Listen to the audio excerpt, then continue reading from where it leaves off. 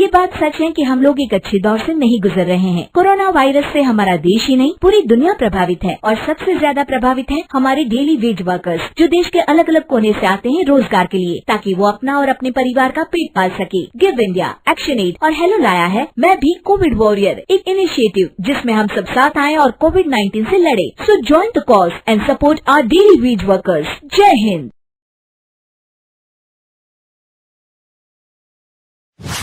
रजनी को बचपन से ही पेंटिंग का बहुत शौक था। वो हमेशा से ही पेंटर बनना चाहती थी, पर उसके माँ और पिताजी ने उसको कभी भी इस चीज के लिए सपोर्ट नहीं किया और उसकी शादी नीरव से हो गई। नीरव रजनी को बहुत प्यार करता था, पर रजनी हमेशा चुपचाप ही रहती। वो इस शादी से खुश नहीं थी। वो ये शादी नहीं करना चाहती थी। उसे तो हमेशा से पेंटर जो बनना था। अपने इस सपने को वो नहीं पूरा कर पाई, इसलिए वो हमेशा उदास रहती थी। रजनी, बहुत ही बढ़िया फिल्म लगी है, कल देखने चले? नहीं जी, कल मुझे बहुत काम है, मैं नहीं जा पाऊंगी। अच्छा तो कोई बात नहीं, संडे को चलते हैं। देखिए, मुझे फिल्म देखना पसंद नहीं है। आपको जाना है तो चले जाइए। नीरव को मना करके रजनी वहां से चली जाती है और अपने बैग को खोलकर उसमें बंद पड़े ब्रश और कलर्स को देखकर रोने लगती है। रजनी, चलो ना कहीं बाहर खाने चलते हैं, कुछ तुम्हारी पसंद का। जी, मुझे नहीं जाना, मेरी तबीयत ठीक नहीं है। रजनी वहां से चली जाती है। नीरव को समझ नहीं आता कि रजनी उससे इतना दूर क्यों रहती है। वो जब भी उसके साथ वक्त बिताना चाहता है, रजनी कोई ना कोई बहाना बना देती है। एक दिन घर पर कोई नहीं था। रजनी घर का सारा काम जल्दी से खत्म कर लेती है। घर पर अकेले होने के कारण वो सोचती है कि वो आज पेंटिंग करेगी। वो अपने कमरे में जाकर पेंट ब्रशेस और कलर्स निकालकर जैसे ही कलर मिक्स कर रही होती है कि दरवाजे पर बेल बज जाती है। अब कौन आ गया इस वक्त? इतनी मुश्किल से तो मुझे पेंट करने का मौका मिला है। रजनी दरवाजा खोलती है तो उसकी सास अपनी सहेलियों के साथ खड़ी होती है और सब घर के अंदर आ जाते हैं। अरे बहू, सबको शरबत बनाकर पिला दे, बाहर तो बड़ी गर्मी है। उफ। जी। रजनी पेंट ना कर पाने से उदास हो जाती है।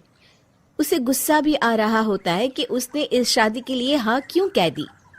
वो रसोई में जा रही होती है कि उसकी सास उसे रोकती है। बहू, सबके खाने का भी इंतजाम कर लेना, आज का लंच तो ये सब यहीं करेगी। हाँ। रजनी बिना कुछ कहे रसोई में चली जाती है। सबके लिए खाना बनाती है। सब खाना खाते हैं और रजनी घड़ी देखती है कि ये सब कब जाएंगे ताकि वो अपनी पेंटिंग कर सके।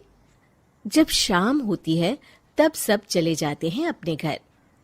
अरे बहू, सब तेरे खाने की तो बहुत तारीफ कर रहे थे, सबको बहुत अच्छा लगा खाना।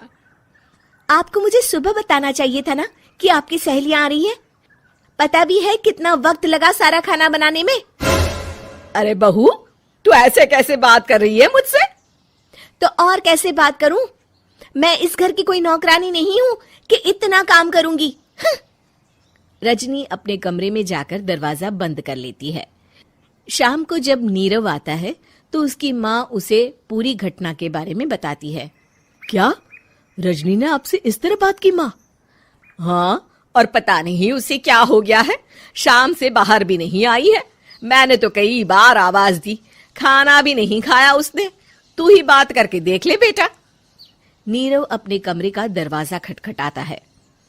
रजनी, दरवाजा खोलो, मैं हूं। रजनी दरवाजा खोलती है और फिर वापस जाकर अपने बिस्तर पर लेट जाती है। रजनी, माँ से बात करने का ये क्या तरीका है?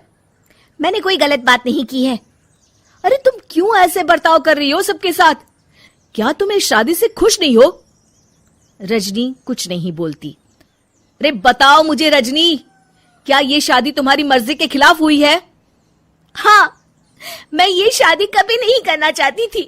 तुमसे क्या, मैं किसी से भी शादी नहीं करना चाहती थी। रजनी रोने लगती है। चुप हो जाओ रजनी, बताओ मुझे, तुम क्यों नहीं करना चाहती थी शादी? रजनी बेड के नीचे से अपने पेंटिंग्स, कलर्स, ब्रश, पेपर्स निकालती है। इतने में उसकी सास भी कमरे में आ जाती है। ये देख रहे हो, ये थे मेरे सपने। मैं पेंटर बनना चाहती थी, पर माँ पापा ने कभी सपोर्ट नहीं किया और मेरी शादी करवा दी। मेरे सारे सपने टूट गए। हर वक्त बस गुस्सा आता रहता है मुझे। मैं जानती हूँ कि आप लोगों की इसमें कोई गलती नहीं है, पर मैं क्या करूं, मुझे समझ में नहीं आता।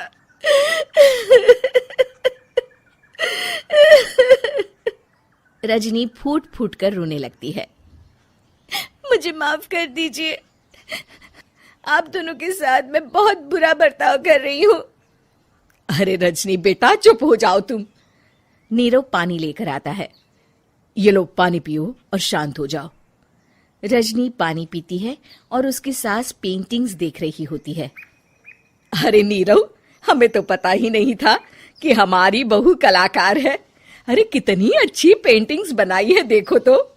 ये वाली तो मैं अपने कमरे में ले जाऊंगी। आपको ये पेंटिंग्स अच्छी लगी? अच्छी नहीं, बहुत अच्छी लगी। और तुमने हमें बताया क्यों नहीं? तुम जब चाहे पेंटिंग कर सकती हो रजनी।